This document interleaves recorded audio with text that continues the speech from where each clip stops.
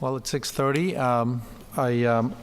I'm Tony Payan, the director of the Mexico Center here at the Baker Institute. I want to welcome you to this event today.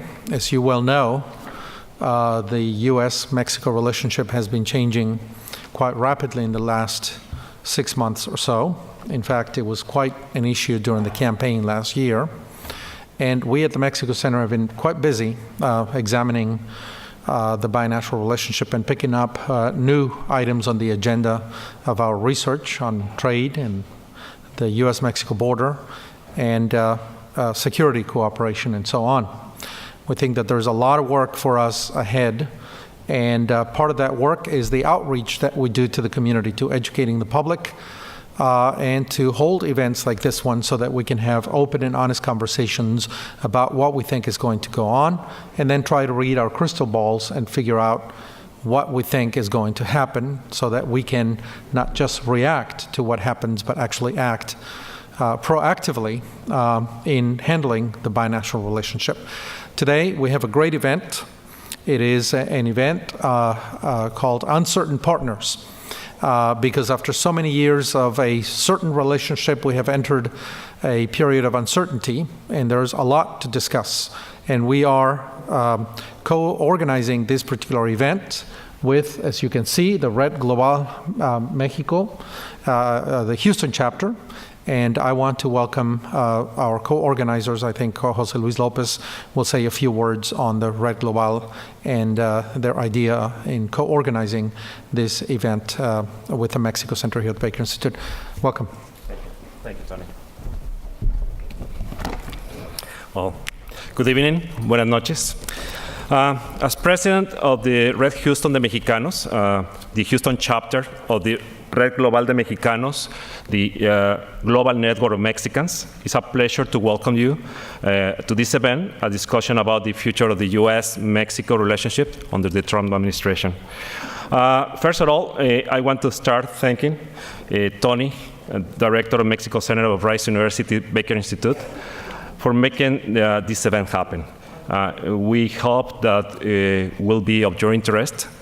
Also, thank you, Mrs. Pia Renius, Jill Kerskowski as well, to make room in your busy agendas, come to Houston and tonight sharing to us and learning from you about your expertise, your knowledge in this topic. Bienvenidos y gracias.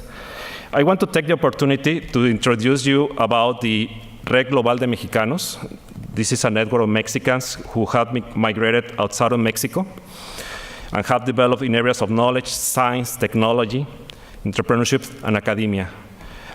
It's the highly skilled Mexican diaspora that seeks to continue supporting Mexico, but as well contributing to our community, as well as working on projects in a manner that we can contribute with the society, wherever we are.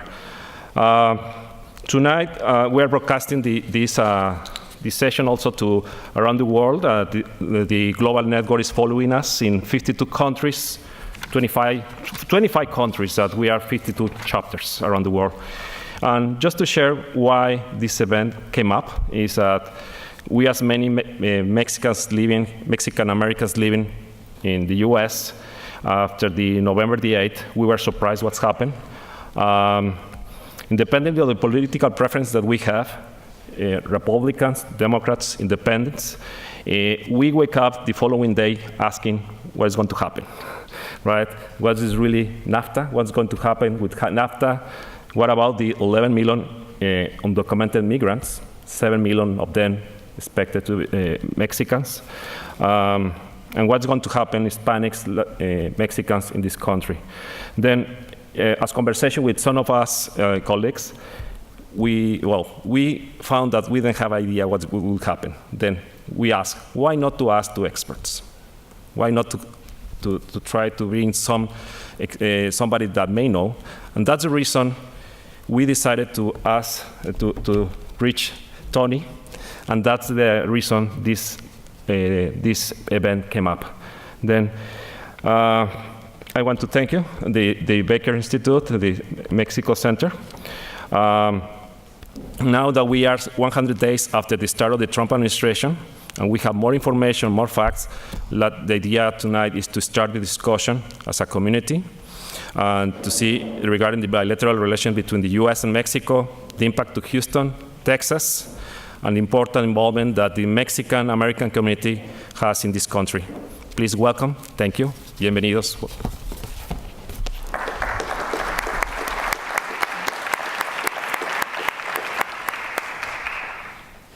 Okay, so my name is Erika de la Garza, and I direct the Latin American Initiative here at the Baker Institute. I am honored to moderate this panel, and I'm going to briefly introduce our very accomplished speakers, just highlighting some of their wonderful achievements, but you have a program where you can read all the details. And then we're going to give our speakers about 10 to 15 minutes each to discuss this issue, and then we're going to open it to a conversation and then to questions from you. There's 2 microphones on each side, so when the time comes, I'll let you know for you to ask your questions. So we are honored to have Gil Karlikowski with us. And we're fortunate to have him as a non-resident fellow at the Baker Institute's Mexico Center. Gil is also a fellow at the Institute of Politics at Harvard's Kennedy School of Government. Previously, he served as the Commissioner for U.S. Customs and Border Protection from 2014 to 2017. He also served as Director of the White House Office of National Drug Control Policy. He initiated the first president's strategy on prescription drugs and was very involved with the president's national drug control strategy and the president's transnational organized crime strategy. He also served as the chief of police in Seattle for almost a decade, and the same with, at Buffalo, New York, 2 very important cities. He was twice elected president of the Major Cities Chiefs Police Association, which includes the largest law enforcement agencies in the U.S. and Canada. He's a U.S. Army veteran, received the Presidential Service Badge, and he has a BA and an MA from the University of South Florida. Let's do it. Yeah, we'll go one by one. So, Gil, Sure, thank you. It's a delight to be here, and I was honored to be asked to become a non-resident fellow. I was the only commissioner for Customs and Border Protection that was confirmed by the Senate in President Obama's 8 years. So there were a series of acting positions and recess appointments. For those of you not familiar with Customs and Border Protection, it's 60,000 employees, 800 people overseas, and the 3 primary units are, of course, the United States Border Patrol, a little over 21,000 people. The Customs and Border Protection officers at our 338 ports of entry, those individuals in the blue uniforms, about 24,000 people. A very large air and marine contingency, everything from helicopters and light fixed-wing aircraft to Predator Bs, or the unmanned aircraft that patrol along the border. Customs and Border Protection has this unique responsibility, and there are only several places in the world that have combined this responsibility. One is border security, but the other is the facilitation of lawful trade and travel. So you have an important security mission with all of those people, but you also have a very important economic mission. When you think about over 1 million people a day coming into the United States, you think about 70,000 of those what are called 20-foot equivalents, many of them coming into Houston. The amount of import and export, all of these things are touched by Customs and Border Protection. So I'm going to divide up a couple minutes to talk about one, security. So the high water mark of people coming across the border illegally was the year 2000 with 1.6 million people. Last fiscal year, it was 415,000, and the fiscal year before that, it was about, I think, 337,000. So a significant change in the numbers. One would say 80% one year in 2015 and a 75% reduction. If you were a physician that had reduced cancer by 80%, you'd probably be in Oslo accepting the Nobel Prize for Medicine. But yet we continue to hear the talk over and over again about our porous southwest border. We now actually have more people, more boots on the ground, more technology than ever before along the southwest border. And during the time that I served as the President's Drug Policy Advisor, one of the requirements imposed by Congress was that we also author the Counter-Narcotics Southwest Border Strategy. So during those 5 years, I authored 3 of those reports, and I was very pleased to spend an awful lot of time on the border on the counter-narcotics issue. And when the opening came up for Customs and Border Protection, I was honored to be nominated, and I was very fortunate that the Senate confirmed me unanimously for that position. We made a series of changes and improvements, both in the amount of training in the Border Patrol, but also in looking at being able to take complaints. I think many of you are familiar that the United States Border Patrol had a series of pretty unfavorable incidents and quite a bit of fairly negative publicity on the Border Patrol use of force. We worked very hard to make changes in the training and the policy to be much more transparent about that.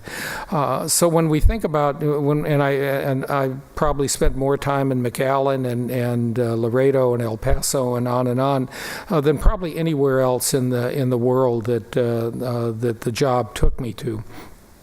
The cooperation with the government of Mexico during those 8 years, during the time my first foreign trip in the White House was to go to Mexico. But the cooperation with Mexico was significantly improved during the 8 years in 2 very important ways. One is on security. So the Immigration Authority for the government of Mexico worked very hard to assist the United States. Probably don't really want to say to assist the United States, because it was also in Mexico's best interest, because the changes in migration certainly were changes where people not so much from Mexico, but people coming from 3 Central American countries, crossing in the McAllen, Texas, the Rio Grande Valley. And the government of Mexico recognized that as it became much more difficult to cross or to enter the United States, that their work on their border with Guatemala was very important. The cooperation continued, of course, with the government of Mexico, with PGR, their Attorney General's office. It continued with the federal police, and the fact that a gendarmerie was formed in the Mexican federal police. So the level of training, equipment, professionalism within Mexico all increased. And I know people will have concerns like, more can be done, and I think that's pretty much a standard refrain that all of us have. More can be done in those in those particular areas. Now, a lot of that was because of the trust in the relationship and also the use of the Merida funds and the work of the United States State Department, our diplomats in Mexico. Significant improvements in cooperation on security, information sharing, joint patrols, joint communication systems, all were very important. And so and I think when you look at those numbers and you see how far down they had come, that's reflective of not only the work in the United States, but it's reflective of the work in Mexico. Let me then shift to trade. I said we have CBP has an important economic mission. So the trade improvements, especially with Mexican customs officials, could not have been better. The first rail crossing in 100 years was opened up from Brownsville, Matamoros. The changes at San Diego, San Ysidro, the busiest land port in the world. The fact that you can walk across the border to go from San Diego and fly out of Tijuana by crossing on a land bridge. Very important. Lots of changes when it comes to that trust and cooperation and the work that has to be done. Also, the fact that government officials from Mexico actually assigned some of their personnel to the Nogales side, to the United States side of the border, where we would do joint inspections instead of being so redundant, labor intensive, and also taking significant amounts of time with produce, knowing that produce has a very limited shelf life and needs to be moved much more quickly. I don't think anyone expected the government of Mexico to actually change their legislation to allow customs officials from the United States, who are armed, by the way, to be in Mexico armed. And yet they did change that legislation. And they're working in the Tijuana side of San Diego, inspecting joint inspections of produce. Customs and Border Protection also has a number of agriculture inspectors that are assigned to make sure that pests and disease don't impact our agriculture industry. And here they are closely working together to do that. So the changes in trade, the changes in travel, were very important. Mexico is our third largest trading partner, and to make sure that we're working jointly and have that relationship is a benefit, I think, to both countries. So I think that kind of sums up the two issues that CBP had: the security issues and the trade issues. Thank you, Jill. So Pia is an old friend of the Baker Institute, so we're happy to have her back. She's the Vice President and Senior Economist of the Federal Reserve Bank of Dallas Research Department, with responsibility over regional economic analysis, including the 11th Federal Reserve District and Mexico. She's also the Executive Director of the quarterly publication Southwest Economy. She's published extensively on the topics of immigration, economics of immigration, unauthorized immigration, and U.S. immigrant policy. And she's also affiliated with a number of academic institutions. She has a PhD in economics from UCLA. So welcome back, Pia. Thank you.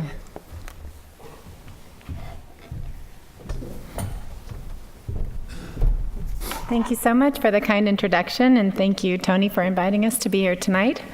Let me see if I can figure out how to... I thought what Tony and Erica had asked me to talk about was more trade and economic issues. So I thought I'd start out talking about NAFTA, because it really does frame the U.S.-Mexico relationship in terms of trade, and that really, and also I think extends to investment as well, and a little bit of immigration, because there's some immigrant visas under NAFTA as well. So I thought I'd talk about NAFTA, and then we can go on and talk about other economic issues that affect us. Another reason to talk about NAFTA is because, of course, you may know that Texas is the nation's most trade-intensive state. No state exports more than Texas. We export far more even than California, which has a much bigger economy. And our number one trading partner is Mexico. 40% of our exports go to Mexico. So it's just super relevant what happens with Mexico, what happens with NAFTA, not just for the U.S., but especially for Texas. So let me see if I can... So NAFTA was a historic agreement, and you know, Canada and the U.S. when we passed NAFTA already had a trade agreement, and adding Mexico really broke the mold, because if you think of the income differences, you know, Mexico was a developing country still, large income differences, as you can see here at the initiation of NAFTA. This is GDP per capita in the three nations, Canada, Mexico, and the U.S., and you can see Mexico far behind, obviously, in terms of their wealth. So it was kind of uncertain territory. And if you remember back then, I think Ross Perot was famous when running for president, that he was saying, you know, NAFTA would cause the great sucking sound, and all the U.S. jobs would go to Mexico. So that didn't really happen. But let's talk about a little bit what NAFTA's stated objectives were initially, eliminate barriers to trade and barriers to investment, remove tariffs and non-tariff barriers in order to accomplish these goals, facilitate cross-border movement, like Gil was just talking about, and provide a mechanism to resolve disputes under NAFTA. And the U.S. fears, again, were for massive job loss and falling wages. And really, what the research shows is that these fears were largely unrealized, but also some of the aspirations, because I think the other aspirations were that Mexico would catch up with NAFTA, with more trade and commerce with the U.S. and Canada, that Mexico, would catch up in terms of their income levels, and that hasn't really happened either. But so you can imagine, in terms of summarizing what the research has found, what the impacts of NAFTA are, that the recent conversations in the media and with politicians really, I think, caught a lot of the economists looking at these issues really by surprise, because we haven't talked about the costs of NAFTA in a long, long time. Because really what the research has shown is that there weren't a lot of costs, especially not for the U.S. The U.S. is a giant economy, and really the effects on NAFTA were relatively small for us. They were big for Mexico, though. Let me just show you a couple charts here. This is what happened with trade. So the dotted line there is, marking the passage of NAFTA. And you can see that obviously there's a lot more trade growth between U.S. and Mexico, and even U.S. and Canada after NAFTA than before. And also I'm comparing here to the rest of the world, so you can see that really the trade with the U.S. and Mexico has had tremendous growth. And it's continued. I mean, even in the post-Great Recession period, there's been tremendous growth in trade, and this is all inflation adjusted, so just to give you an idea. This is Mexico, Mexico with the rest of the world, Mexico with Canada. So you can also see there's been tremendous growth. But of course, Mexico opened up not just to the U.S. and Canada, but they opened up to the rest of the world. I think their claim to fame is that they have more trade agreements than any other nation in the world. They have something like 40 or 45 trade agreements with other countries. So they've been very religiously opening up their economy, thinking that trade will help them grow. And it has. It has. So U.S. trade with NAFTA partners more than doubled if we look over this period of time. And you can see the numbers here in terms of exports and imports. So tremendous growth in trade with these nations. And the other thing that's very different about trade within NAFTA is that U.S. content in imports is very high. So here is some results from a study that was undertaken that showed when you import from Mexico, about 40% of the content is actually U.S. origin, which means that what goods are doing is actually inputs are crossing into Mexico, being assembled in some cases, being added to, and then re-imported into the U.S., to the extent that 40% of the content is actually U.S. origin, which means what we're really talking about is not just, they grow a mango in Mexico and they sell it to the United States. No, we're actually talking about, in most cases, manufactured goods, complicated goods, a multi-step manufacturing process where some of it's done on this side and some of it's done there. And the magic of that recipe, this intra-industry trade, is that it makes U.S. corporations more competitive, so cost competitive. We can actually produce at a cheaper cost, which not only helps consumers in the U.S., but also helps U.S. corporations export to the rest of the world.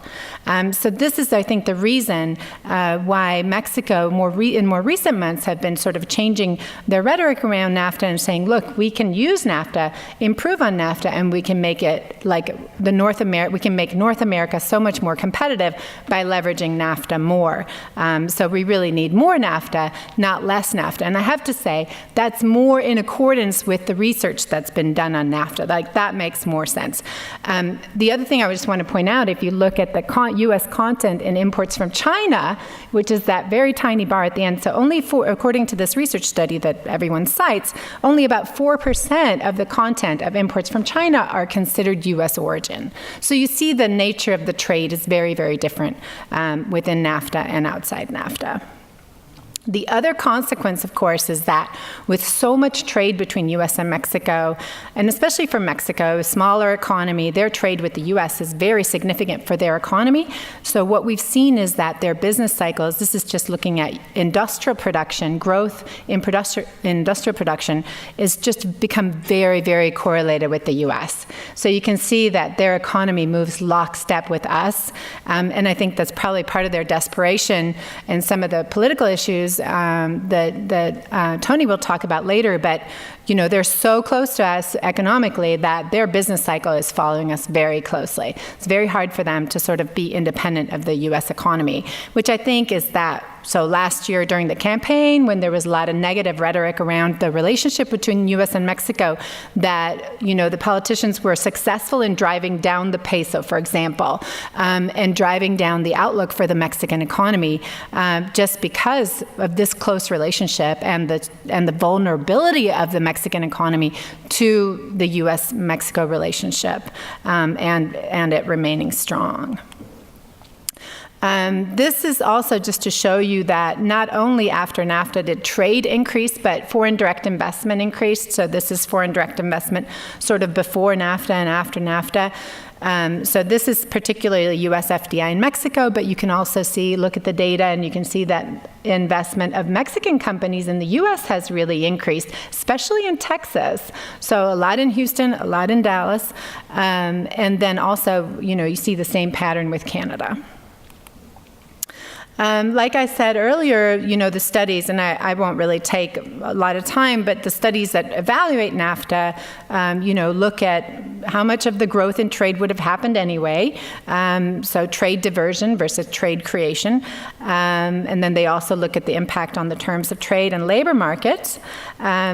And let me just sort of summarize the results here in terms of the impacts on each country. So this, following Caliando and Parra, which is one of the most well-known studies of the impacts of NAFTA, you can just see that the volume of trade for Mexico in particular had the largest positive effects, followed by Canada and the United States.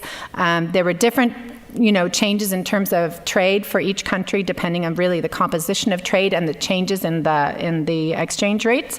But then the wage effects are overwhelmingly positive. Of course, wages can go up and employment can go down. This is not capturing employment, but the wage effects were found to be positive in each country. And that follows from the fact that when you have trade, we really have more efficient production, and so workers are more productive, so their wages should go up, and they did go up as a result of NAFTA, as a result, as they found in these studies. Now, that doesn't mean that workers were not displaced. We know that workers were displaced. The example I always give is the textile and apparel industry in El Paso, which was devastated not just by NAFTA, but then by CAFTA, and then there was a multi-fiber agreement. My colleague here, Jesus Cañas from El Paso, you know this better than I do, but anyway, so we have examples of industries that were devastated by NAFTA. But the thing is, and that happens, the thing is, but over time, investment will flow to other sectors will grow, and in El Paso, that's what we saw happening. So now we don't have a lot of manufacturing in El Paso, but what do we have instead? We have trade and logistics, transportation, we have business services, everything, all the services that surround that massive trade they have with Juarez, where there's so many maquiladoras.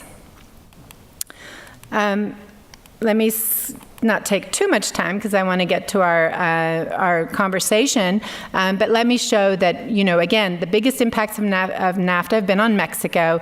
They developed the world-class manufacturing industry largely as a result of NAFTA, and this just shows you that Mexico is now the biggest U.S. supplier of motor vehicle parts, and they've kind of left Canada in the dust. I mean, if anyone should be complaining about NAFTA, if you look at this chart, it might be Canada, not the U.S., but Mexico has certainly taken a lot of the market share in terms of providing the U.S. with motor vehicle parts.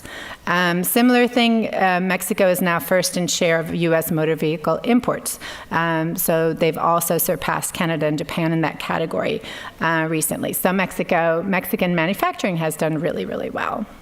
This is Texas exports to Mexico, just to reinforce that under NAFTA, after NAFTA, and continuing to be the case, Texas is exporting growing products, value of products to Mexico.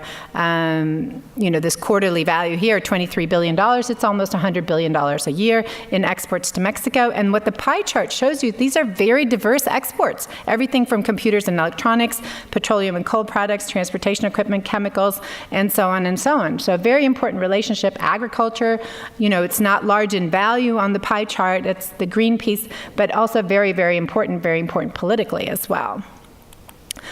So really the big disappointment that all the research points out about NAFTA is not sort of around job loss in the United States, but rather about the fact that what didn't happen in Mexico is that maybe you can see here, this looks at Mexican GDP per capita growth before and after NAFTA, and this is one case where the lines are really even. We don't really see any improvement in welfare in Mexico before and after NAFTA. So that's really sort of the more, if you look at GDP per capita, I started with this chart, let me finish with this chart. You can see that Mexico, although there's been some improvement in GDP per capita over time, in real terms, they're not catching up. Okay? That's really the biggest disappointment. And that's sort of where the research has gone in terms of asking why did that happen? Before I conclude, let me also show you, I said there's a little bit of immigration in NAFTA. There's something called the NAFTA visa, which I haven't seen on the chopping block yet, but it may come next. All the other visa programs are getting scrutinized. But what we see here is a tremendous increase in the red line there, and those are NAFTA visas going to Mexicans. So far more growth there than in employment-based green cards or H-1Bs. And so this is important. It's important for Mexico. It's important for the U.S. These NAFTA visas are bringing high-skilled Mexicans in, professional occupations into the U.S. labor market. And I think it's indicative of some of the labor shortages or, scarcity that we've had in some of these highly qualified positions after during the economic recovery from the Great Recession. So really, the NAFTA scorecard, it succeeded in raising trade and investment with few adverse effects on U.S. labor markets. Consumers have really been the biggest beneficiaries of NAFTA, lower prices, higher quality goods, especially if you're from Mexico. If you remember what you could buy in Mexico in the 80s and what you can buy in Mexico today, I mean, there's no comparison. You can in Mexico now buy the type of quality goods that you consume here. NAFTA created a world-class manufacturing sector in Mexico, but failed to lift growth and failed to close the gap with the richer neighbors. I'm going to just skip over some of the structural reform. And so before I sit down, let me just, in terms of other issues, it's not just NAFTA and trade. I mean, there's other issues that characterize the relationship going forward, and I can just, summarize some of those. I mean, some of it's going to be the future of reforms in Mexico. The energy reform, which is the most significant for us here in Texas, in terms of, it's very important that those reforms continue, that they're implemented, that they're solidified, that they're made permanent in Mexico. It's going to generate a lot of investment on both sides of the border, a lot of opportunity for Texas energy firms.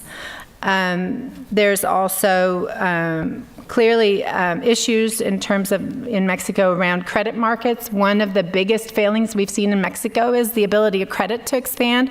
Credit penetration to consumers has been very low.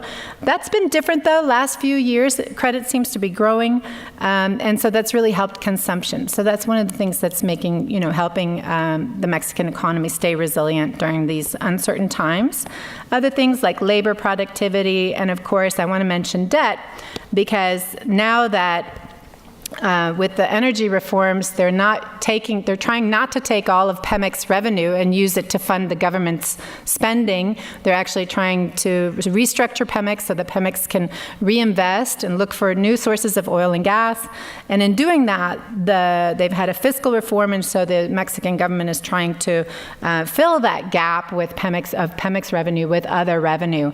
And so they've only been partly successful in doing that. So debt to GDP is growing in Mexico. And the last challenge, I would say, I can't sit down without saying that Agustin Carstens, who is the head of the Mexican Central Bank, is one of the brilliant minds of central banking, and he'll be leaving he has a big promotion in line in Europe, and he'll be leaving Banco de Mexico, and so we'll be looking for who's going to replace him, because I think he's one of the most trusted and credible bankers in Mexico. He's so well respected, and he's really handled this peso crisis in an amazing way, and so that's a little bit of uncertainty out there. Yeah, great, thanks. Thank you, Pia.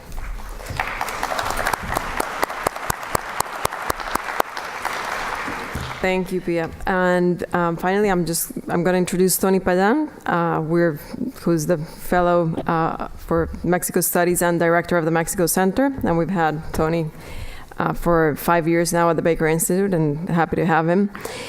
He's an adjunct professor at Rice, as well as a professor at Universidad Autónoma de Ciudad Juárez. He knows the border inside out, a true expert on border issues.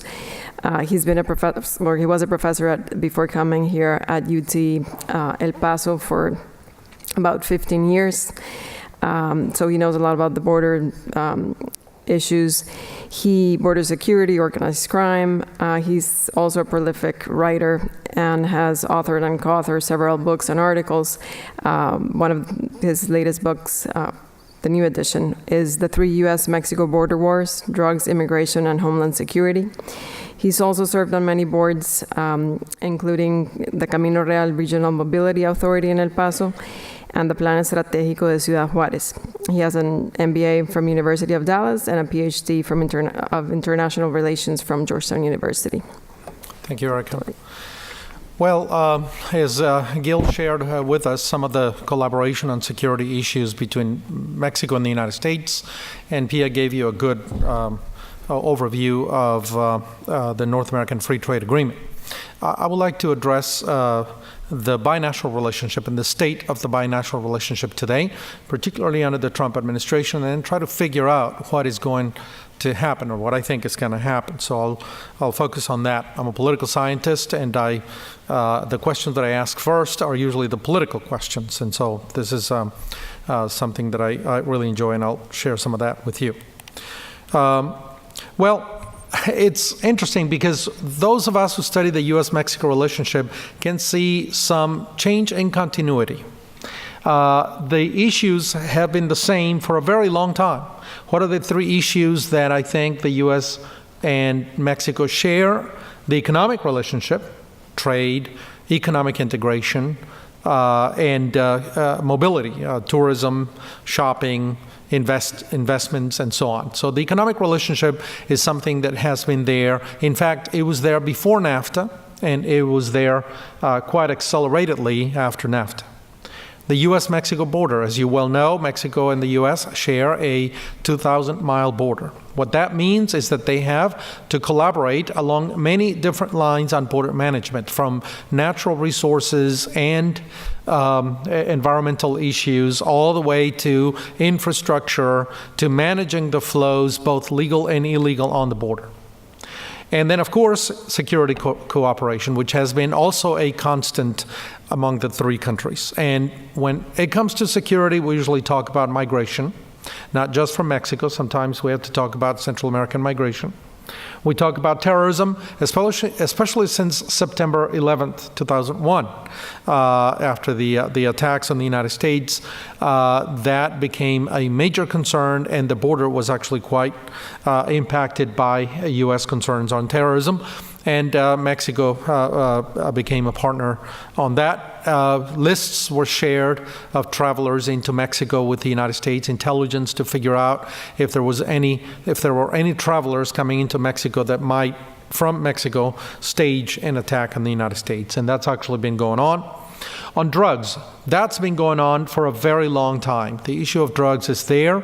It's actually had its ups and downs, but it's been a constant. It's in the binational relationship.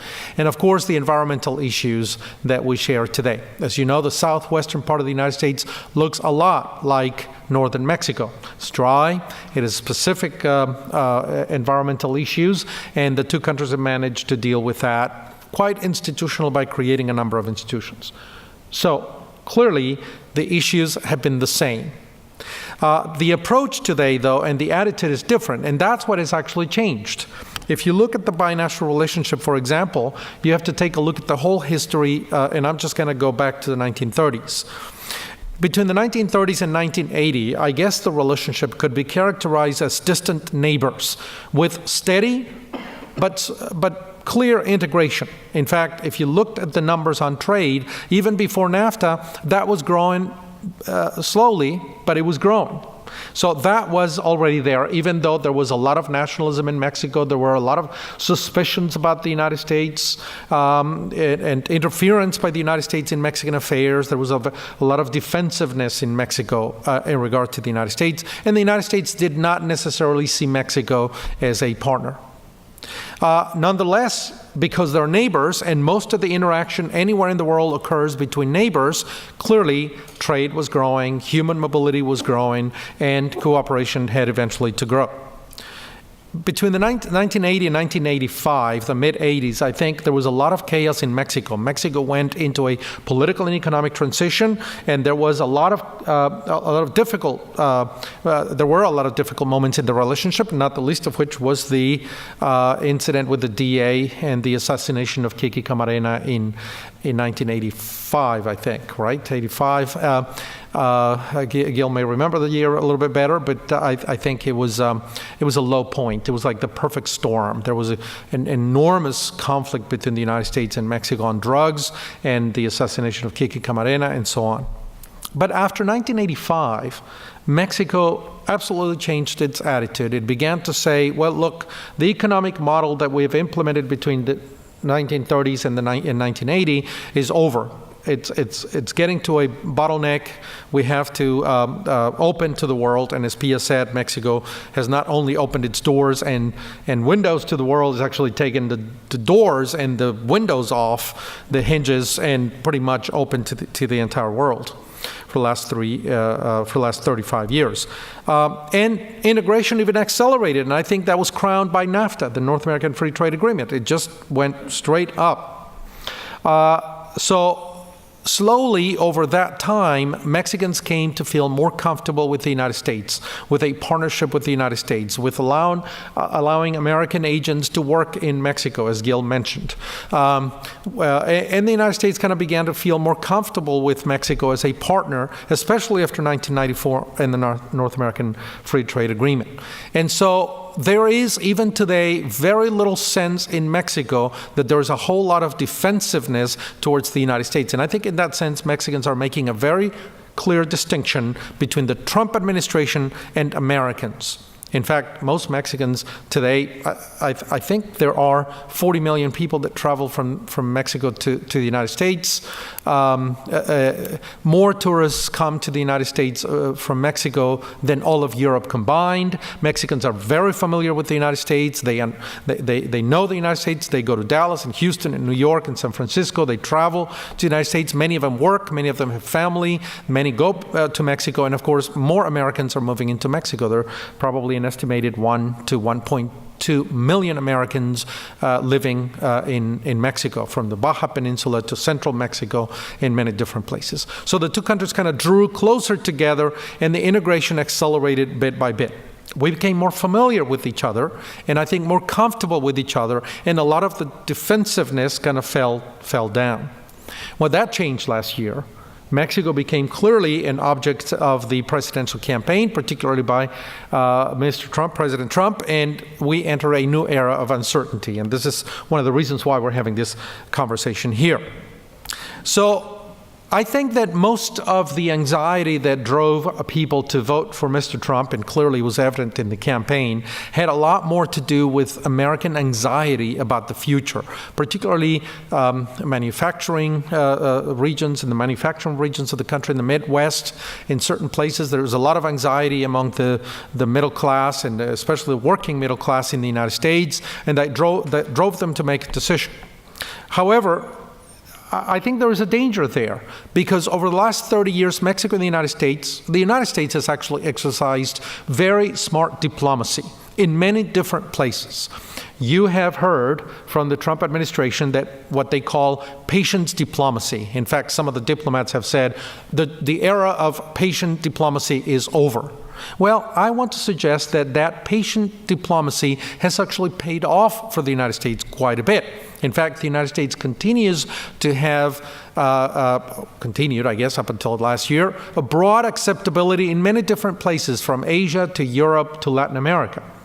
The United States had never been less popular around the world than during the Obama administration. I think people learned to accept the United States and U.S. leadership throughout the world, precisely because there was an effort, a sustained effort for decades to be very patient and do smart diplomacy. The Middle East is a different issue, but in many different places of the world there was smart, patient diplomacy, and I think it was paying off. And now the Trump administration is willing to risk that patient work and essentially put it aside and be a lot more aggressive in many different places. And of course, Mexico is one of them. Even then, I think reputation is a lagging indicator. I think Mexicans are still willing to give the United States, not the Trump administration, the benefit of the doubt. In Mexico, Trump has a popularity rating of 3%. 40% in the United States, 3% in Mexico. That means 97% of Mexicans absolutely believe this was a historical mistake, this is not a good man, and so on, but they don't think the same thing of the United States. They make a clear distinction between the two, and I think that's actually very, very smart.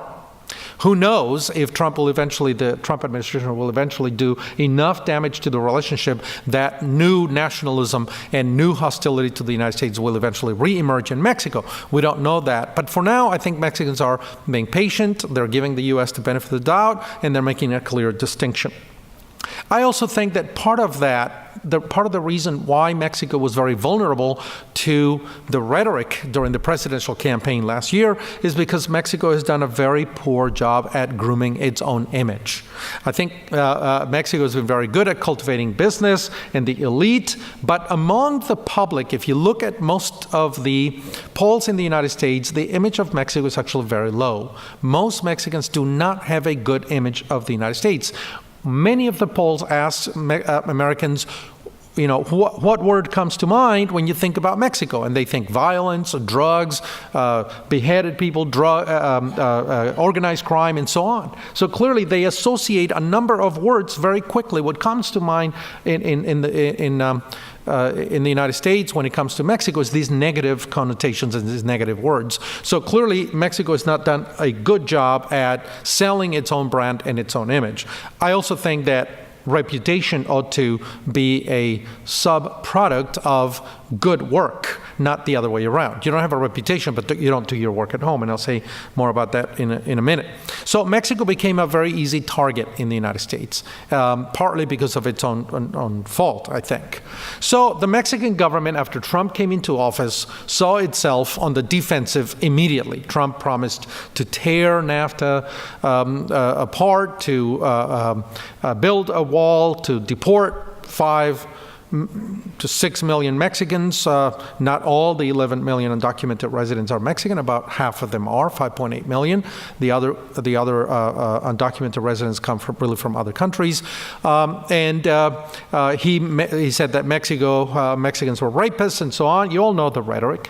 Why?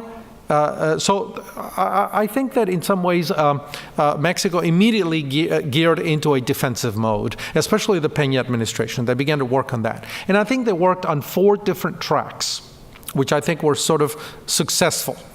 But one of them was the inner circle. Immediately, the Peña administration tried to reach out to the very inner circle of the Trump administration. And they found a connection with Jared Kushner, Mr. Trump's son-in-law. And Mr. Videgaray is reputed to have a good relationship with Jared Kushner. So in that sense, I think Mexico was very smart. They worked that inner circle. The very first thing they did was go to the White House, and of course Mr. Peña had to react. He has political constraints at home. He had to cancel his trip to Washington, but that did not impede Mr. Videgaray from reaching out into the inner circle of the Trump administration and trying to cultivate a relationship with Jared Kushner. It may have paid off because obviously when Trump threatened to sign an executive order to undo NAFTA just a couple of weeks ago, 2 to 3 weeks ago, Kushner seems to have been one of the individuals that lobbied Trump not to move on NAFTA just yet. I think Mexico has also been very good at cultivating the industry. In fact, Mexico has used a series of carrot and sticks strategy with the U.S. industry. And it's working very closely with the energy industry, the agricultural industry, and the manufacturing industry. And I know those are 3 very important connecting economic links between the 2 countries. So Mexico has also sent ambassadors to all these different industries and try to sound out the numbers and get them to be allies. And I think that when the agricultural leaders that met with the Trump administration 2 or 3 weeks ago, they must have taken that message to heart, that Mexico is the #1 export market for U.S. agricultural goods. About 20%, a little bit less than 20% of all U.S. agricultural exports go to Mexico, and they were going to be hurt. And Mexico at the same time threatened to send delegations to Brazil and Argentina to try to substitute the U.S. agricultural exports to Mexico. So it was kind of a calibrated initiative to try to reach out to the industry and leverage those the links between the 2 countries. Mexico also reached out to the legislators, and there are some efforts that reach out to the Republican Party specifically, but also to Democrats, to try to place Mexico in the legislative agenda and to try to get some of the legislators to defend Mexico. It may have paid off because none of the legislators in Washington that come from the border states, especially closer to the border, supported the wall with Mexico. All of them, Republicans and Democrats, said no wall with Mexico. And they were able to take that off the negotiations on the budget, on the U.S. budget. And I think that was kind of a successful. So that's yet another circle that Mexico is working. And finally, Mexico has been working the upper bureaucrats. I think that they've managed to establish a very good relationship with Ross at the Commerce Department, with Tillerson at the State Department, and Kelly at DHS. So clearly Mexico is also working the upper echelons of the bureaucracy. I think it's a very smart strategy to try to move on all these different tracks to try to neutralize Mr. Trump's intentions towards Mexico. And I think it's actually kind of paid off. Now, the vulnerability is that Mexico is not yet reaching to you, the American public. That is where Mexico's weakness lies. The image of Mexico is not very good in the United States. It really needs to work, but it cannot be the result of a PR campaign. What that means is that Mexico must work on a number of issues. There are domestic issues, and its reputation has to follow its domestic actions. I think Mexico's vulnerabilities come from within. And what are they? Well, yeah, Mexico consolidated its economic openness, but as Pia just mentioned it, there is a failure in Mexico to lift wages and to end inequality and to end poverty. The poverty numbers, the inequality numbers in Mexico are very hard. They don't move. They do not seem to move. Mexico is the only country in Latin America that has actually turned the tide. It's the only one that has larger manufacturing exports than natural resource exports. Every single country, Brazil, Argentina, Venezuela, Colombia, Peru, every country in Latin America exports raw materials. Mexico is the only country where the curve is actually the inverse. So yes, it has consolidated its economic openness, it has consolidated trade, it has consolidated its manufacturing industry, but inequality and poverty have not budged. And that is a very serious problem, and I don't think the Peña administration knows how to address that. And that is a political opportunity for next year's politicians. The other issue, of course, is security and justice. Today, after about 3 or 4 years when the numbers on security went down, they're starting to pick up again. fuel and natural resource theft, extortion, kidnapping, crime, murder, all the indicators are beginning to tick up again. So clearly there is a failure in Mexico to address, through institution building, the issues of security. And so as long as that happens and the headlines in the papers continue to feature violence and crime and murder and extortion and kidnapping and fuel theft and so on in Mexico, I think the American public will continue to remain relatively skeptical of Mexico. What does that mean for 2018? To start sort of concluding here. Well, we have seen one thing about Mexico and Mexican politics that I think gives us a lot of hope. Mexicans, in spite of all the violence, in spite of all the difficulties, the inequality and the poverty, have chosen to try to effect change in Mexico through the institutions that exist in Mexico. If you do an analysis of the elections in 2015 and 2016, you will see that most of the rascals were kicked out of office. Most of the political parties were kicked out of office. There was such an incredible political party turnover in 2015 and certainly in 2016. You saw that, for example, we thought that the PAN was almost dead in 2016 after the Calderon the violence and the crime and so on, and yet 7 states turned over power to the PAN, which means Mexicans are showing up in the polls at upwards of 70, 75%. They're exercising their right to vote, and they're sending a message to the politicians and saying, here is your chance to fight corruption, to fight insecurity, and to figure out how to fight poverty and inequality in Mexico. That is the institutional option. And I think Mexicans are still giving not just Americans the benefit of the doubt, but their own political class and their own political parties the benefit of the doubt, but they need to resolve that, or Mexican patience will run out. What happens if Mexican patience will does run out? It means that there will be similar candidates, independent candidates, or populist candidates on the left, particularly, that will run for office, and then Mexicans will say, yeah, we need to drain the swamp. The same message that Mr. Trump sent, Mexicans will then send by kicking out the PRI and kicking out the PAN and bringing in somebody, perhaps Mr. López Obrador, who may then simply say, because he has said it, my policy on energy is the renationalization of energy.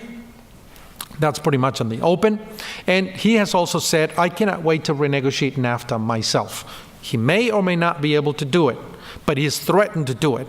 And so the election of somebody like that, it could be him, could be others. There are already other voices like Rios Peter who are talking about these kinds of programs. So it could also be that then Mexico will also inject even more uncertainty into the binational relationship. So uncertainty will not only be coming from Washington, uncertainty in the binational relationship will also be coming from Mexico City. And I think that's a big risk today. So where to go? Well, I really hope that the Trump administration understands that the border is a shared space. The spatial arrangement, the spatial order has to be joint. We have to figure out ways to manage the border jointly, to create the institutions and the programs that will manage human mobility and visas and work visas and trade and infrastructure jointly. I don't think that we can continue to manage the border as if it were our business alone. That is where the two countries meet. That is where the two countries are actually divided, but it is also where the two countries meet. And so we have to figure out innovative ways of border management. We also have to figure out why the commercial relationship is not paying off in Mexico.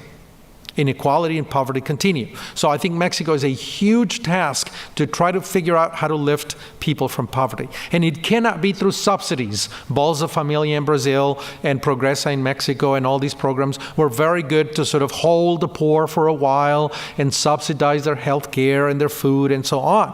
But that is not development.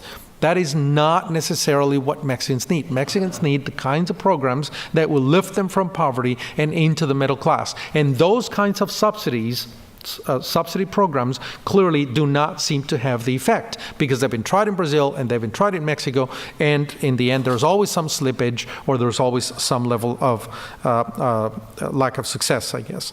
And finally, security cooperation. I think the issue of Central America, because drugs and migrants come from Central America to a large extent. Central America ought to be seen as an area that needs to be jointly managed by Mexico and the United States. The United States is not going to go to Central America, and I was in Honduras and Guatemala in the last few months, and I can tell you there is no political will to invest in Central America, and yet it's a region that requires enormous investment, enormous diplomatic efforts, and political will to figure out how to get Central America fixed. The United States is not going to do it, and Mexico is certainly not going to do it. But I think jointly they can do it. And let me tell you that if they manage to cooperate on Central American development, they will manage to stem the tide of undocumented migration and prevent Central America from becoming a staging area for organized crime and so on, but jointly. If the United States and Mexico don't come to the table and create joint regional efforts, it may look impossible right now, but if they do not, then all we will do is build a wall here, and then Mexico will build a wall, and nothing really will get solved except the animosity and the anger that a symbol like a wall represents in the binational relationship and for the whole region. I think it's the wrong approach to figure out how to solve our problems. It's not, I think Washington's approach today doesn't seem to be the right approach. The important thing here is that it seems that Mexico's efforts, political and diplomatic, all these different tracks that it's moving on, and some of the counterweight, some of the different thinking individuals in Washington are beginning to have an effect on the Trump administration. Perhaps his own domestic issues are beginning to weigh in heavy on him, and is beginning to turn his eyes to other issues. And hopefully that will be an opportunity for Mexico and the United States to restart their relationship and under a different framework, and hopefully that'll be a good opportunity. Thank you.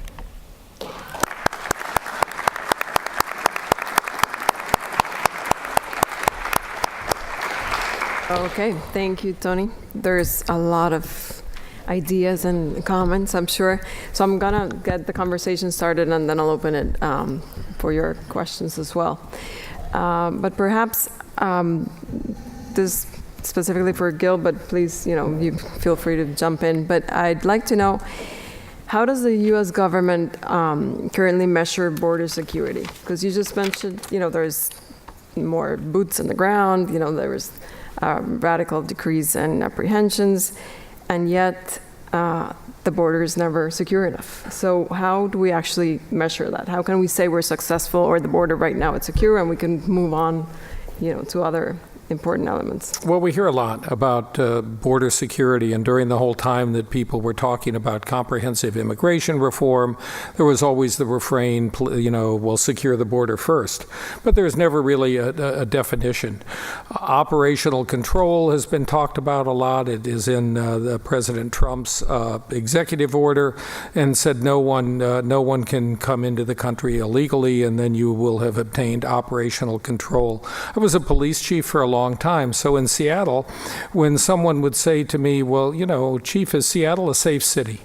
And I said, well, a lot depends on how you define that. Is it a safe city because it has a low crime rate? Is it a safe city because officers respond within 3 minutes to an emergency? Is it safe because surveys of business owners and residents say that they feel safe in their neighborhoods or in their businesses? All of those different definitions, and it all depended on whose eyeball was looking at that. So right now, the two terms, operational control and border security, are fairly meaningless terms. They're used, though, primarily for one thing, and that's political posturing. So right now, if you look at a place like El Paso or Laredo, look, there are many, many, many cities in this country that would be thrilled to have a crime rate as low as they are. I mean, El Paso is probably the safest big city in the entire country. Tucson, another example. example, on and on. So along the border, the level of crime and the level of crime in those cities is one that, as I said, many cities within the United States, within the interior, would be very proud to be able to have, as Tucson has. You're entering one of the safest big cities in the country. The challenge oftentimes is, you don't know what you don't know. And so we know how many people are apprehended. We know how many people enter a port of entry and attempt to make a claim for some type of security, asylum, protection, et cetera.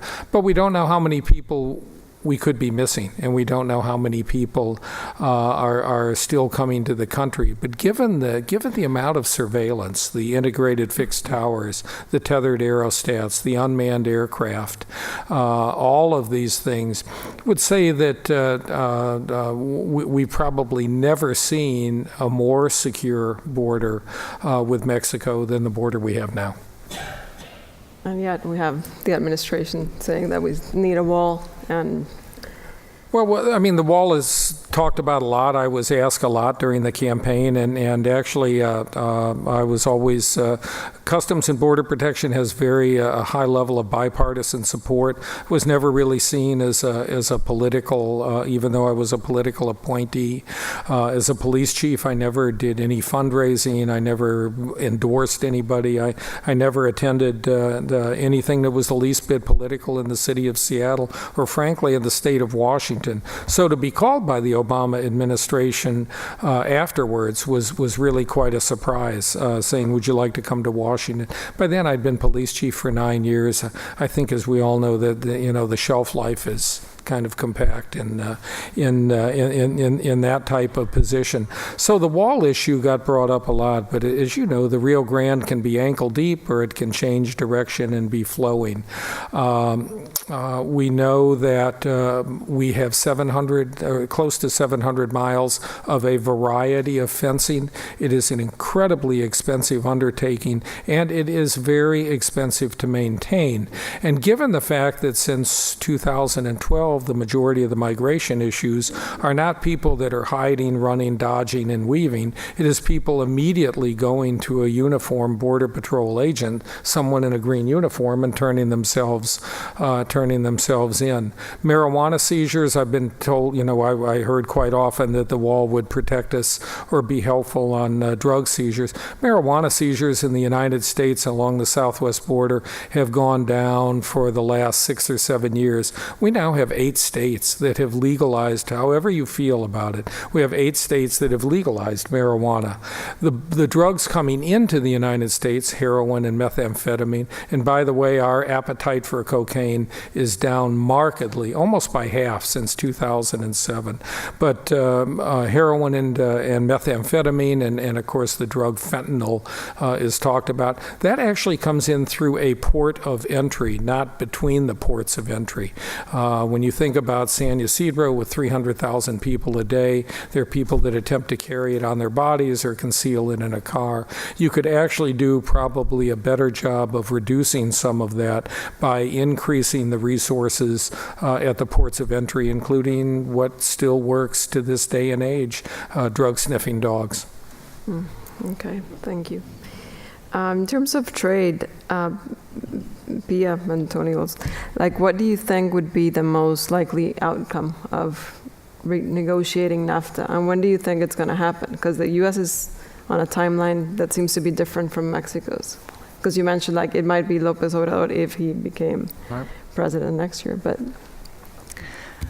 I mean, like I mentioned earlier, there's a lot of room to improve NAFTA, so I think you can certainly open it up, renegotiate, and come out with a better agreement, modernize it, improve the immigration measures under it, update, all the goods that are covered by it, just all the technological change and all the changes just in the occupations that are covered under the visa, for example. I mean, there's just a multitude of changes. So there's lots of room to improve NAFTA and make it a better agreement. I mean, that would be my hope. But in the end, you'd think that the parties would come to a mutually beneficial solution. Like, it would be weird, like, if they came out with actually a worse agreement.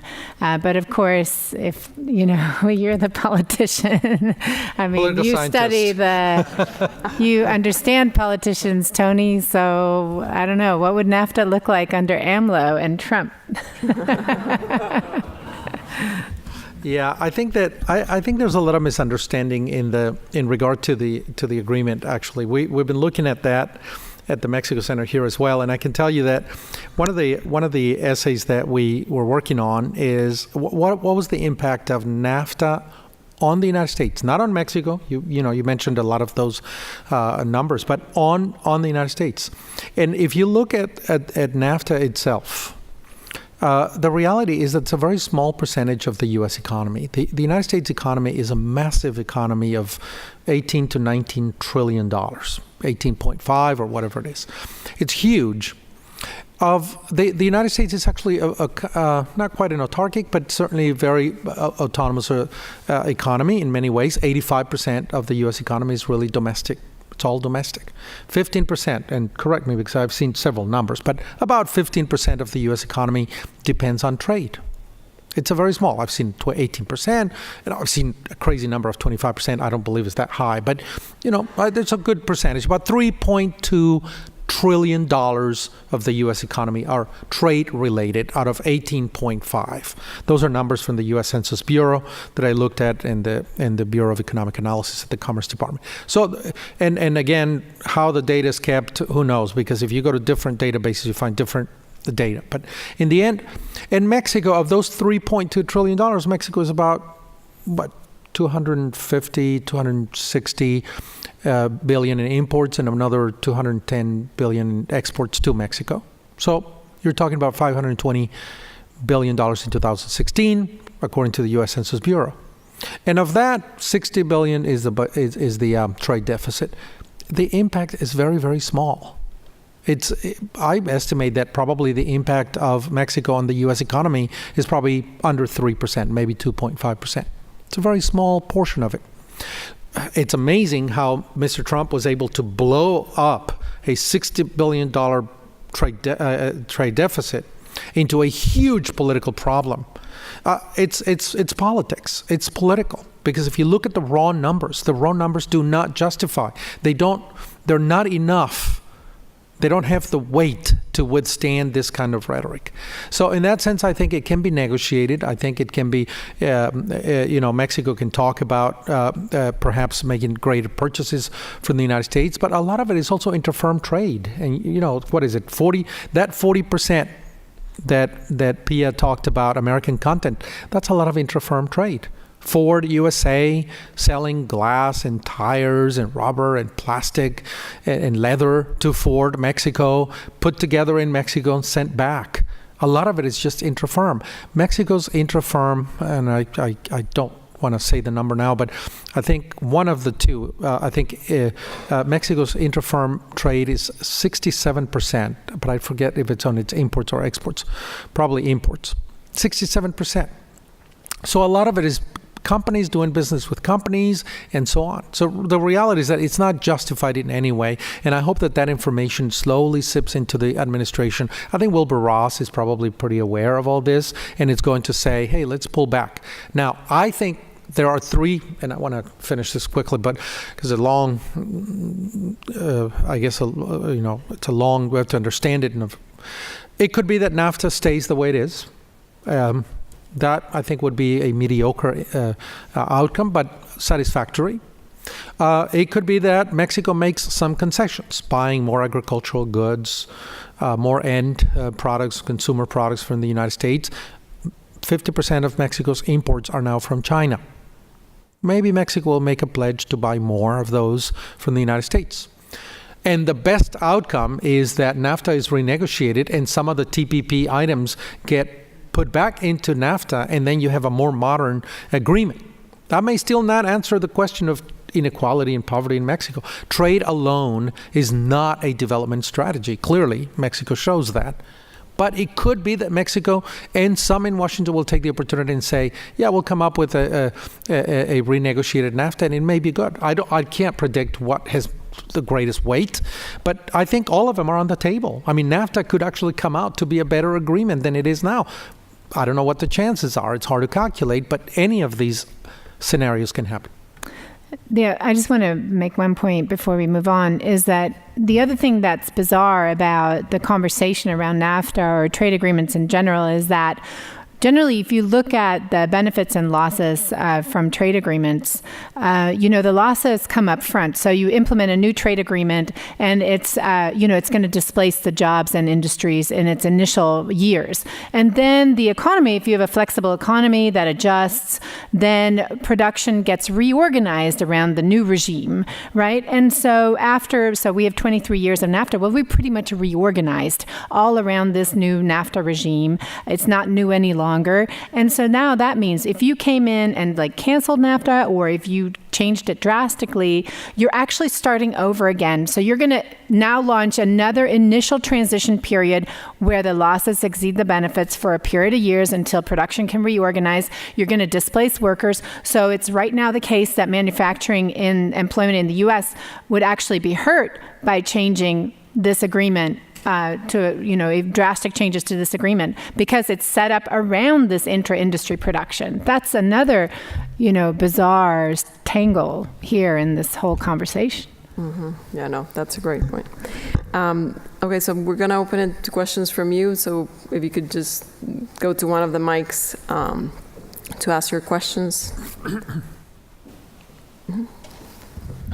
Hello? I may have it all wrong, but my impression has always been that burgeoning international trade was instrumental in helping to lift tens of millions or maybe hundreds of millions of Chinese from poverty into the middle class. And I'm just wondering, why has that not been the case for Mexico?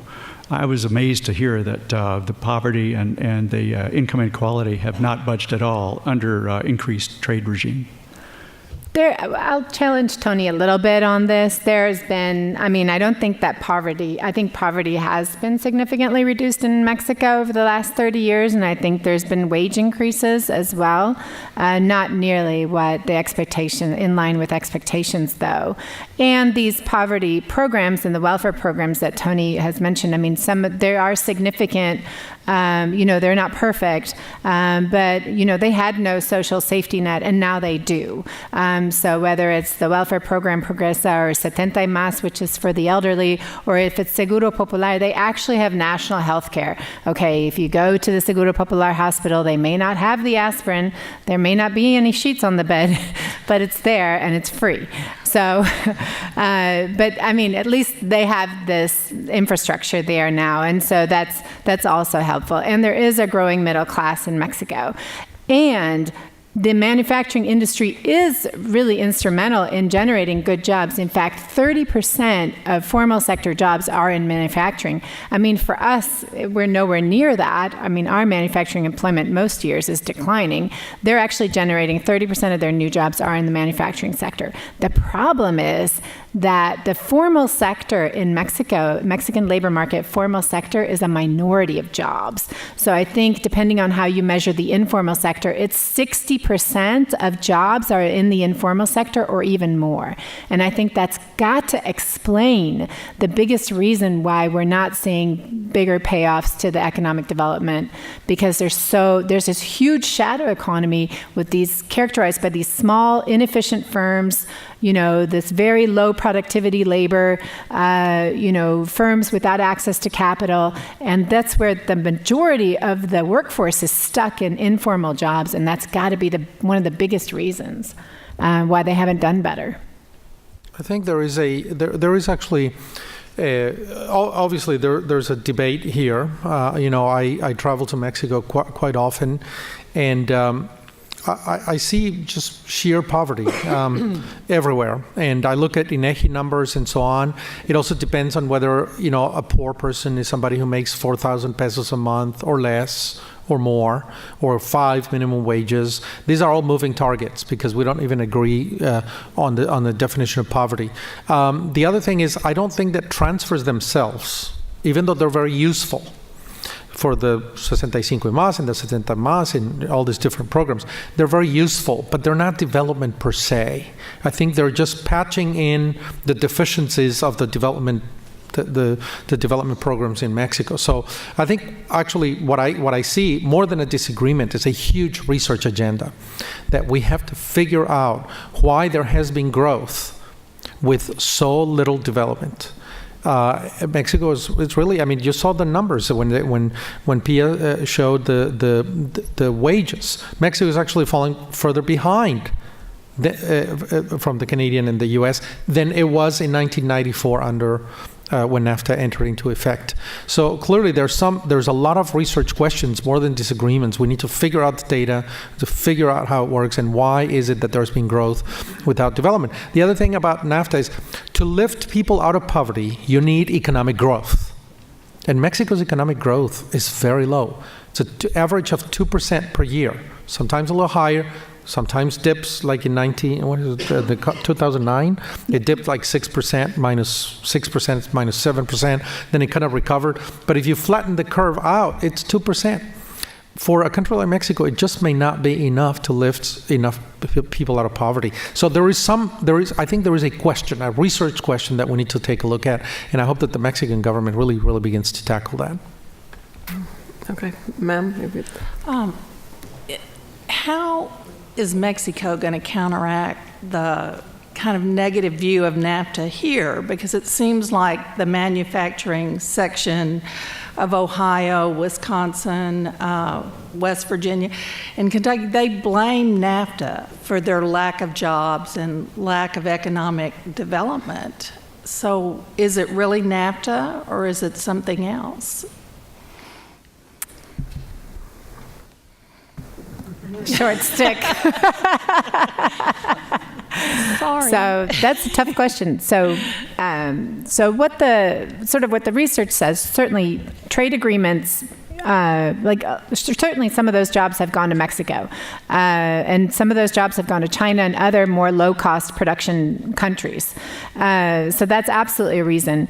Another reason is, and a bigger reason, according to the economic research on this, is the replacement of workers with technology. So if you look at, some studies claim, I haven't looked at the data myself, but that manufacturing employment even in China is falling. So even though they're expanding their production output greatly, the actual number of workers in manufacturing in China is falling. Same trend, they're replacing workers with machines.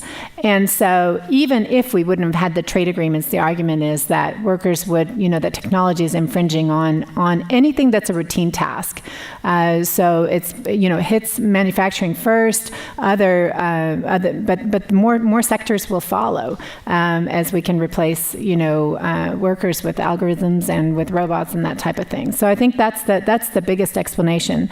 But those people are not wrong. I mean, they've been displaced in part by trade, in part by technology, and the frustration is, the big frustration is that the economic theory and the economy, what we see in the research in the aggregate is that in the end we're made better off, consumers are made better off.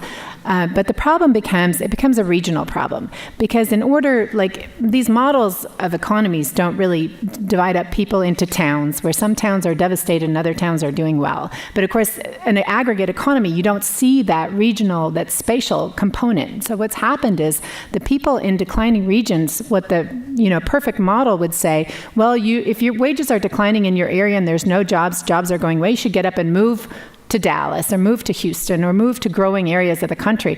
Well, the reality is most people can't move, don't want to move, and they don't move. And so they're stuck, displaced from their job, taking another job at a much lower wage, and sort of stuck there and unhappy for good reason.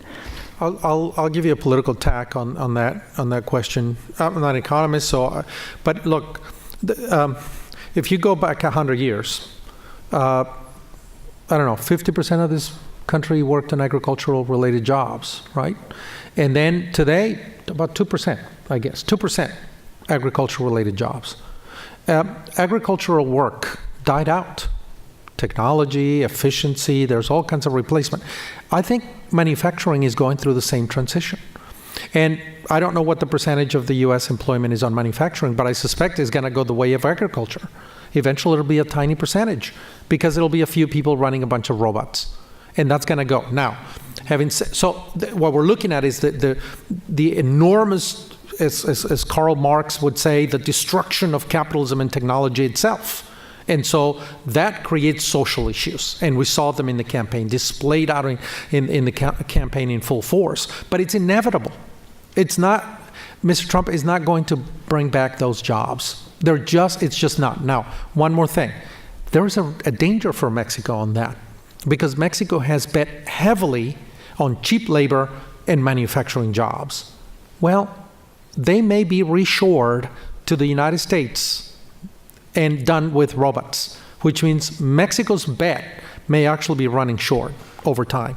And maybe in 10 or 20 years, not even Mexican cheap labor will be needed by manufacturing. And so Mexico's bet itself, if Mexico doesn't learn the lesson and begin to kind of retool its own economy to figure out a way to exit manufacturing gently, Mexico itself is going to be in deep trouble. Please. Yeah, my name is John Pinto. I'm a retired engineer. I just want to thank you, the distinguished panel, for the information presented this evening. I think you have a tremendous job ahead of you because of the big disconnect what the politicians are telling us and what you presented today. So education is the key. You have to educate the politicians, the populations of United States and Mexico. So I have just two comments in relation to what you all said today. One is the wages of the common worker in America have been flat for the past 40 years.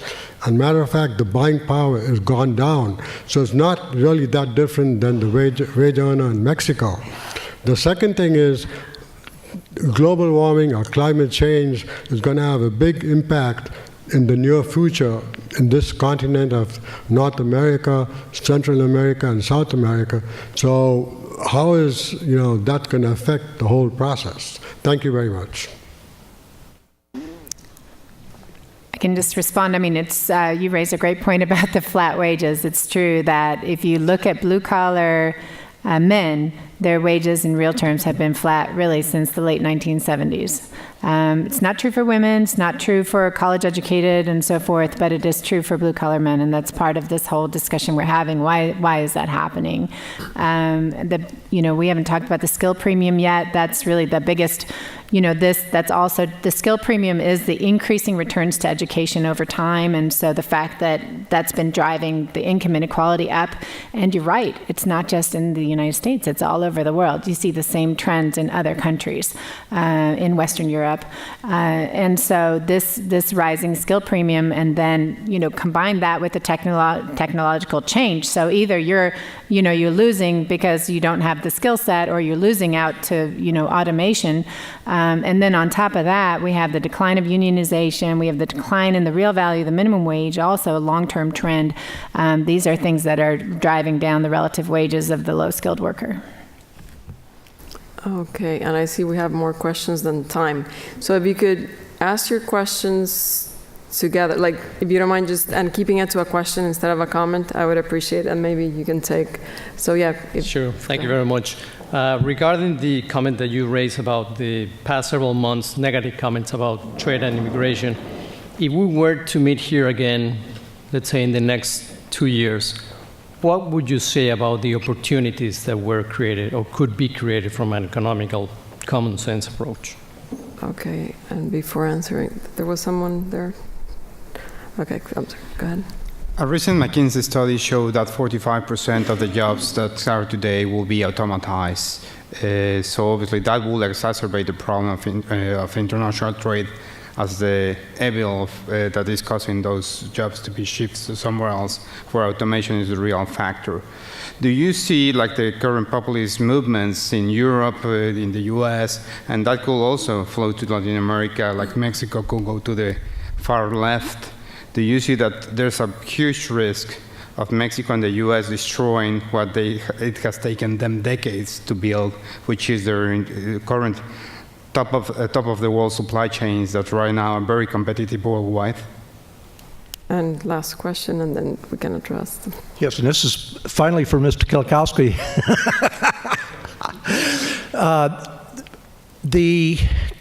There's a great percentage of our illegal immigrants into the U.S. that are actually stem from a legal entry, who is responsible for monitoring these folks?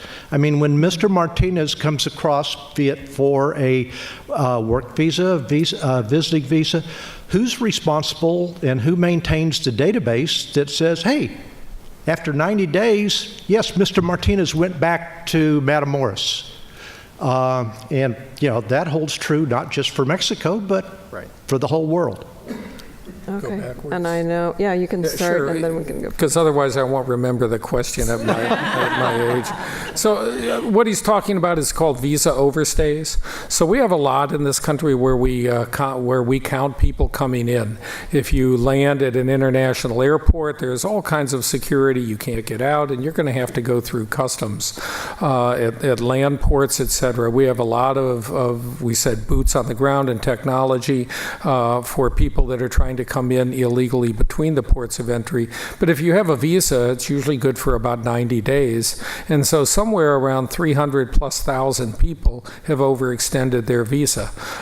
They come in for 90 days and they don't leave. We don't have a system that was ever designed to count people leaving the country. There are a lot of ways to leave this country. You can get on a bicycle, you can get on a boat, you can walk across the border, but we don't really have a very good system. And our airports are not designed. They're designed for people coming in for a secure area. They are not designed for people leaving. So we have manifest data of people that are leaving the United States so that we know that so-and-so under this name is leaving at an airport. We also have had a law since '96 and then updated again in mid-2000s saying there must be a system to count people leaving. First it was going to be counting them through manifest then, and it was updated to say it must be biometric. Iris scans, fingerprints, facial comparison, et cetera. So there's been an experiment going on. It's past experimental phase at the airport in Atlanta to actually look at people leaving the United States on the jetway. Now, the last thing that you want to do, given how joyful air travel is today, is you take off your shoes and everything else. The last thing you want to do is to slow people down getting on a plane. I mean, they have this down to a science about how to try and board a plane, and I don't think people are still particularly happy with how they board a plane. So there has to be a better way of counting people leaving the United States. By the way, do you want to guess what is the country in the United States that has the most people that have come in and overstayed their visa? Canadians. Oh, you knew that. It's the Canadians. So if you want to be very fearful, we should be standing on the border, pointing to be afraid in Canada, not standing on the southwest border and saying we need to be afraid there. Okay, and Pia and Tony, we can. I'll just take the first question and give the hard one to Tony. So there's a lot of opportunity. So trade and immigration, actually the economic effects of trade and immigration are similar in the sense that they both have net benefits for the economy, but they both create losers and winners. And so I think to be, the way I see a political leader is somebody who says, if something has net benefits, we're going to do it. And if something, and if it creates losers and winners, I'm going to figure out a way to compensate the losers by taking some of that from the winners and giving it to the losers. And sure, it's not easy, but I can figure out a way to do it because, again, there's net benefits created, to consumers, to the immigrants, to businesses. So that's not a reason, just because something's controversial or difficult, it's not a reason not to do it. Well, I'm not sure I can answer that question because it's kind of complicated, but I think that... And you only have like 1 minute. Yes. I'll help I think you there. that we are fundamentally, I think the one variable that is fundamentally changing the economy is technology. It's got to be. And we often take technology for granted. We take it as a kind of an input into the economy. No, technology is substantially changing the economic world. And I think we haven't yet treated it right in the same way. And instead, we are engaging in debates that are sort of interesting about guaranteed income. If unemployment is going to go up over time because 2% of the population will be employed in agriculture, and maybe 2%, 3% in manufacturing, and maybe 10%, 12% on services. And what are the rest going to do? Maybe technology, maybe information, maybe. So the economy itself is changing. The nature of the economy, sectors that are expanding are different. And I think technology is kind of the driving force behind it. So we're beginning to enter into debates about guaranteed income. We talk about cash transfers, and I criticize cash transfers, but it may come to that. We may also have to subsidize work. The Germans seem to have a little bit of that. The Germans do not just give you unemployment compensation. They say, you employer, hire her who's unemployed, and we'll pay you to pay her. And so the company gets the employee gets retrained, maintains his or her dignity of being employed and receiving a wage, instead of saying, she's unemployed, we'll just give her a cash transfer. So we're going to have to play with a lot of these mechanisms to figure out what we want to do. But I'm not going to say that we are facing the end of work. That's not what I'm saying. But I think we're going to face relatively, I think, immensely different economic sectors, and we have to be prepared for that. And it may imply very different mechanisms of wealth transfers, payments, work, and so on, the fundamental definition. So I'm not a futurist, I don't want to go all the way there, but I'm beginning to pay attention to the literature on this that is coming out. Okay, so we certainly have interesting times ahead. Please stay tuned, because we'll continue tackling all this happenings, with the relationship. And Jill, Pia, and Tony, thank you so much for sharing your insights, and thank you for coming and being with us tonight.